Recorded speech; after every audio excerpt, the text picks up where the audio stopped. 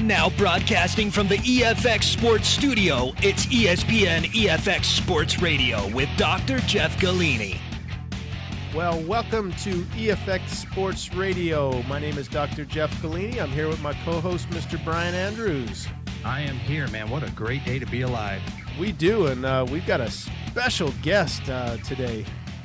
Yes, we do. This is Lucas Populin. He's a part of the Olympic. He's an Olympic athlete, so this is quite a treat. This is going to be a little different. I'm just excited. Let's let our listeners get to know him a little better. How you doing, Luke? I'm doing extremely well. Thanks for having me on, guys. Oh, well, we appreciate you being on with us. So, real quick, why don't you just give a little bit of your background, your bio, so people can kind of get a feel for who you are? Sure, thanks.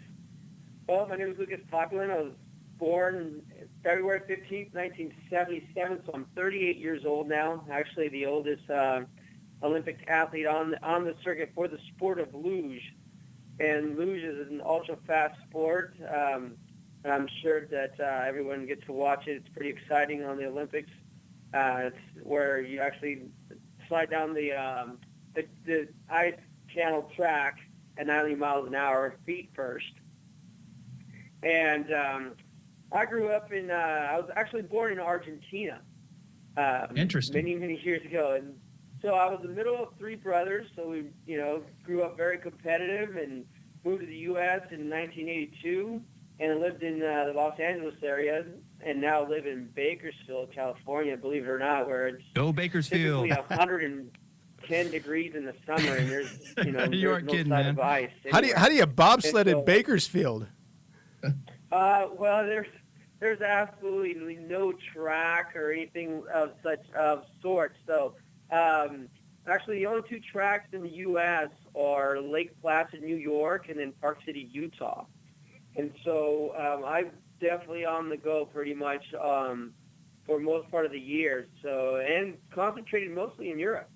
And so with my sport, let's see. So I travel quite a bit, and from Bakersfield, I actually had to try out for the team while I was living in Bakersfield, and that's a pretty interesting story, and I'll get into that. Back to my background, since I've always been involved in sports, I was coaches awards in football and swimming, and I grew up a triathlete as well, so I had a passion, severe, deep, immense passion for athletics. And that's one way I expressed myself and excelled at it. I was just really gifted and blessed to have the talent that I have, and I really enjoyed my youth and being so active. And high school, I graduated early. I had an amazing son very early on, Caleb Populin. Very proud of him. He's going to USC now. And let's see. Then I got into doing my internship right before that in physical therapy, believe it or not. And so also have vast knowledge in the construction field. Went into construction management early on, and then back into the fitness, and medical field with the physical therapy after, and then got very educated in the field and have received certifications for the sports conditioning and specializing in football, volleyball, track specialties. So really worked with a lot of athletes there, and group and personal training, even down to the youth and women's fitness, specializing in that as well. And then also sports nutrition. Also received my certification in orthopedic massage as an orthopedic massage specialist, and then as a patient care specialist in physical therapy. Wow. So you have a pretty diverse background. But how on earth did you end up flying down an ice track? I mean, how did you get into this sport? And I've worked in physical therapy for a good number, 16 years now, and family-owned and operated Jacobo Physical Therapy here in Bakersfield, California. I also started a few charities. One's the Luca Project, which stands for Learning Unique Creative Alternatives. It's a peer mentoring and outreach program teaching youth, teens, and young adults essential life skills. It's an 8-week after-school program that we do, and with a basic community service where the participants research, organize, and conduct a community service project that they elect to do as a group every week. And so they get to make a positive difference in the world today instead of waiting to where they're, finally established in life and can give back. They learn the process of making a positive difference now in their everyday lives. That's great. So, which is pretty awesome. Then I also started a horse rescue. I have a passion for horses that I, inherited from my father, and so I started a horse rescue. Wow. So it's pretty interesting. And then in a few years ago, I, figured I wasn't getting any younger, and I really, have a lot of goals in life, and making the Olympic team and the Olympics was definitely one of my life's goals, if you will. One of my number one things on my bucket list, and with being so determined as I am, I went out for the team and made it. How did you get into that sport? Pardon me? How did you get into the sport that you're in with all the background and everything? The way I got into the sport was, again, it was right prior to the 2014 Olympics. It was always one of my goals, and I've always trained in, in triathlon and all of the endurance sports that I've been involved in. And with that in the back of my, my mind, always that in my heart. And so, to me, that was one of my life's goals, and I was so passionate about it. And I knew that I had the talent to be on that stage. And so, as you condition, you give it your all, and then you compare yourself as an athlete. Where do you stand? And you take notes, and you always take inventory of your physical status and how your training sessions are coming along and how they're progressing, and at what stage are you able to compete. I remember also being so, so energized and just enlivened with the sport, and knowing that you have so much talent. Funny story is, I remember when my first triathlon, I wanted to compete against the pros right away. I hadn't done a triathlon yet, and it was just, I train against these guys, I condition against them, and I'm in way better shape, and they can't keep up with me, and I wanted to go out and challenge the world, triathlon. And, sure. I went to my first triathlon, and I asked if I can actually compete in the pro heat. And they asked me, I looked extremely fit, and I was at 5% body fat, completely just shredded and ripped. And wow. They just, thought, well, okay, you look fast, but are you fast? And they said, and they asked me my history, and then it's kind of like, well, have you ever done a triathlon before? And I was like, no. And, in triathlon, it's an endurance sport. You can't just go out and just exert yourself in the very first few miles. And so without having the experience, they kind of, race in your age class, you'll do fine there, and then you'll move up in the next one. There's so many other triathlons you can move on to. And so, I frustrated, and I competed, and I did exceptionally well. So I beat some of the pros. Wow. And took off my ambitions from there, and stayed with the sport, and was about to go pro. And life, requires you to work and work and work. And so those plans were delayed somewhat, but I stayed active in the sport. And I continued with my passion for wanting to make the Olympics in one way or another. And so excelled in volleyball as well, but, I'm not quite 6 foot tall. And those guys are up there close to 6'5", 6'7". And though I had this ability to jump and spike the ball anywhere I wanted and jump serve like crazy and had immense talent in that sport, it was just, you have to, always assess where you're at and what odds you're against. And then it's where you distribute your time and your commitment to, and how far and where is that going to get you. Mm-hmm. So once you're against, superior odds and that it's, you're limited to some extent, and you've only got one life, and those years go by. So I'm had to weigh my options and what direction I wanted to go. If I wanted to stay in triathlon, if I wanted to pursue a volleyball career on the beach and move there and just continue to excel in that, or continue to work and then make the Olympics in some other fashion. And then I also had this ambition of making it in pole vaulting, though I had never pole vaulted before. Hey, Lucas, we're gonna take a quick break here. We're going to take a quick break, and when we come back, we'll finish hearing your story, and then I've got a couple questions for you. Sounds great. All right.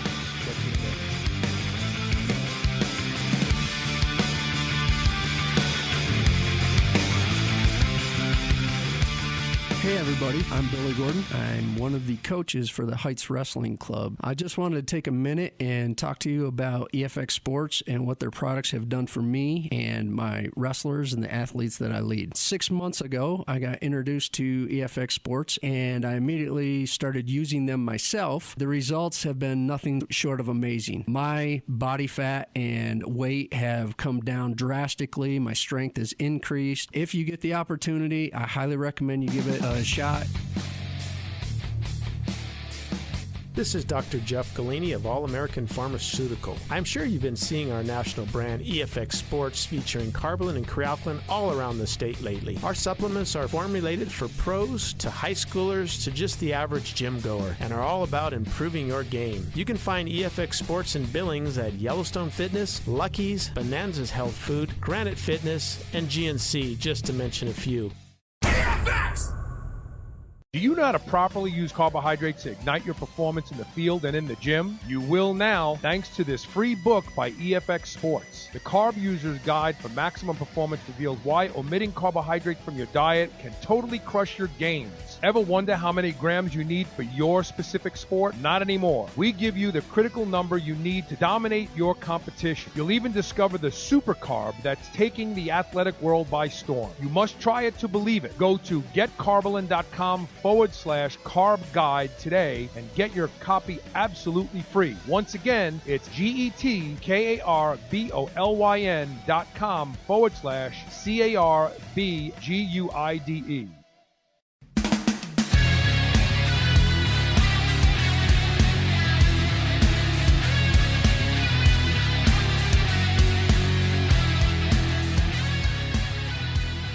Well, welcome back to EFX Sports Radio. We have our Olympian guest, Mr. Lucas Populin, on the horn here. And one of the things that I think our listeners would like to know, I want to know, what is it like, going down that track feet first at 90 miles an hour? Well, it's extremely exhilarating. It's I'm not sure if anyone here has been skydiving. I have twice. Love it. To me, I've been skydiving a few times, and there's nothing more exhilarating than that rush when you're just about to go, and you're just about to jump out of that airplane, and it's you're plummeting down to the earth, and the air racing through you. You feel just the actual drop, that nervousness that you get in your stomach. You get the that.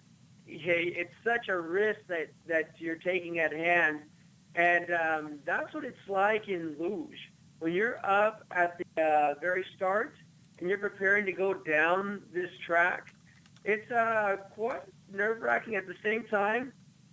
Once you, for me, it's a challenge, and it's a calculated challenge.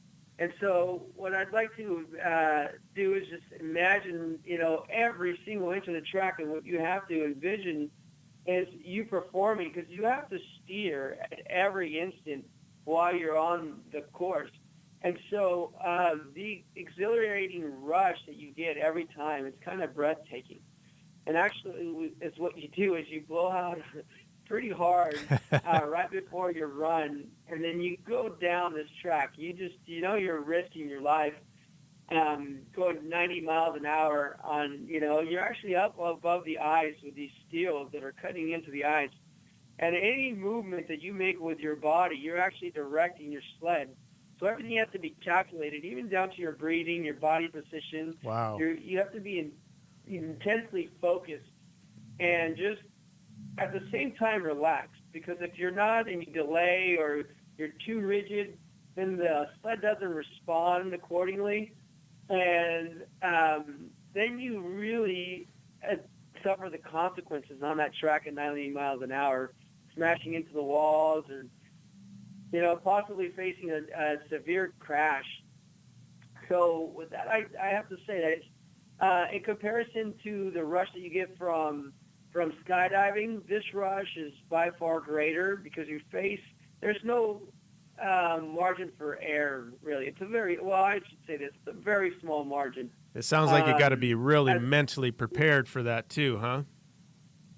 Oh, you have to mentally, physically prepare, and even emotionally prepared for it. Because if you're scared, and being scared is an emotion that you face, you either react or you act. And in this sport, you can't react. If you're reacting to certain situations, you're actually trying to work out a problem that you're facing instead of actually controlling the situation. When you're actively focused on your steers instead of trying to correct the steer, because everything is calculated. Where you are on the track determines how you're going to go into a turn. So you're in a straightaway. And if you're on the wrong side of the track, which, remember, the track is 4 feet wide, and you're sliding through this thing, and you can be left, right, middle left, middle right, and all that actually makes a huge difference. And if you go into a turn too late, it's so extremely dangerous. You're going to hit the top, you're going to hit the bottom, Wow. You're going to lose your sled, you're going to slide 90 miles on, you're wearing a spandex, latex. Yeah, not much coverage there. Yeah. Well, hey, Luke, I was curious for you to touch on a little bit. So obviously you've got to be in tremendous physical condition. I mean, mentally, obviously too. But what's your typical training, diet, supplementation program if you have one? What's that like? Well, typically the way I start off my day, I don't take anything in my system. Only, let's see, I will take alkaline waters at the very beginning of the day. Typically what I do is wake up, have some alkaline water, some carbolin, which is amazing, just pre-workout, just to get some energy. I can't have too much in my stomach. And if it's anything, it's usually fruit, just for, the carbohydrate process, the alertness, something that your body is going to metabolize very quickly for energy. And fruit's the only thing that really does that. And you can't be in there in the, training, conditioning with, a full stomach where your body has to actually take the energy away from your activity to digest. And so typically what I do is the liquids, the fruit, and then go into a workout. Then after the workout is when I take on my meals, my complete meals with, the perfect balance of the proteins, the carbohydrates, the fats, and hydrate. Okay.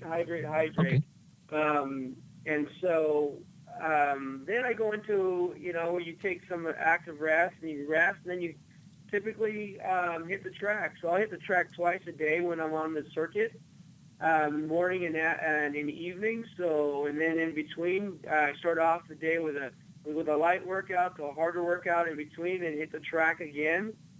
And then, just a big meals afterwards. After each training session, take your big complete meals. And then in between, you're supplementing with, some meal replacements, and just keep your metabolism going and keep it light for the most part until you're recovering.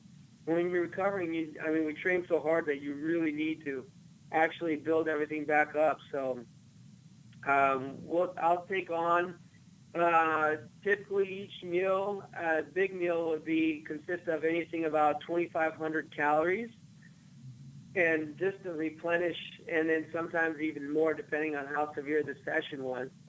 And then just I don't eat too late. Typically what I like to do is, sometimes we'll get off the track at 7 p.m., 8 p.m. sometimes.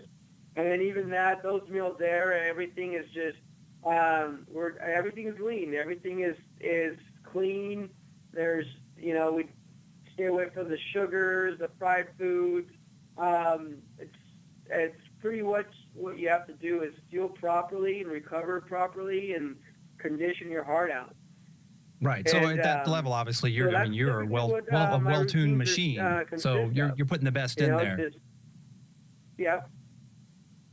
Well, hey, look, we're gonna before we run out of time here, I want you to touch a little bit on what upcoming competitions, events. Is there anything you want to to share with us that you have going on?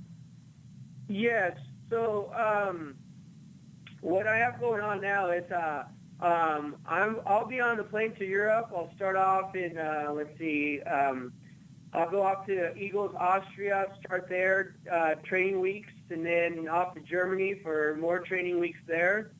And then we start off the World Cup season, so we'll be competing back to Germany. Then we go back to Austria, and then we'll be in Latvia, Sochi, Russia. We've got such a crazy schedule. Every week we're in a different country. And so that's what we're doing. Also with my, right now, what I'm doing is a huge focus on my fitness company. I've got this obstacle course racing challenge, which we're doing and conditioning for, and it's a huge production. We're also benefiting cancer, the Kern County Cancer Fund here in Bakersfield, California. We teamed up with Team Isaac, which is a 9-year-old boy here with a cancerous brain tumor. We're trying to raise funds for him. And what we're doing is really putting this awesome race together for everyone. It's 18 physically defined obstacles that they must go through. And it's 6 athletes competing against each other every 6 minutes. It's done in heat fashion. And what we do is we progress from elimination, semifinal, and final round. And so it's pretty exciting when you see these elite athletes and everyone can go head-to-head in a sprint race through all these obstacles. It's done on 1,200 yards. It's done in the and as you watch the Olympics, you get to see the sprint races, correct? Well, now we've done it with obstacles, back to back to back. So we've got some great prizes for everyone, and that's what we've been focusing on these last months, along with my conditioning and training, trying to balance everything of my off season, preparing for my major season, my competitions ahead, and trying to build this thing and get this thing launched. So EFX is sponsoring us and doing some great things with us there. And we're happy to have them on board and represent us. So, I mean, this has been such a wonderful journey for me. I actually got into luge by actually trying out for the skeleton, believe it or not. So I tried out for skeleton, made the development team. They got invited to go to the actual driving school for that in Lake Placid, New York. And I'd like to touch base because this is an interesting story. I got accepted to go there right after right before the 2014 Olympic season. And then what I did was come home, prepare. I went and tried out it was Park City, Utah, and made that team and for the U.S. And so got invited to go off to there, came home, was preparing. The week that I was supposed to take off to an accelerated driving school because of my age, my mother had to have emergency surgeries. I had to stay back with the family biz and had that. So I missed my opportunity, my shot to go off to skeleton school. And so Argentina got a hold of me just right after that Olympic season and asked me if I still wanted to slide. And I, of course, said yes. And they wanted to change my sport and get me into the sport of luge. And with that passion and determination of making the Olympic team, I jumped in completely, and they sent me off to Europe to learn how to drive the luge I competed, went through all the training weeks, excelled in it. They were blown away by how rapidly I picked it up. And from there, it was just a phenomenal experience for me. That's awesome, man. Well, we're about out of time here. We want to thank you for coming on today, Lucas. We've been talking with Lucas Populin here, and you'll be seeing him in the future on the Olympic team. Well, thanks again, and we'll see you all later. Thanks for listening to ESPN EFX Sports Radio. Be sure to check out EFX Sports online at aaefx.com. And don't forget to check out EFX Sports supplements everywhere fitness products are sold.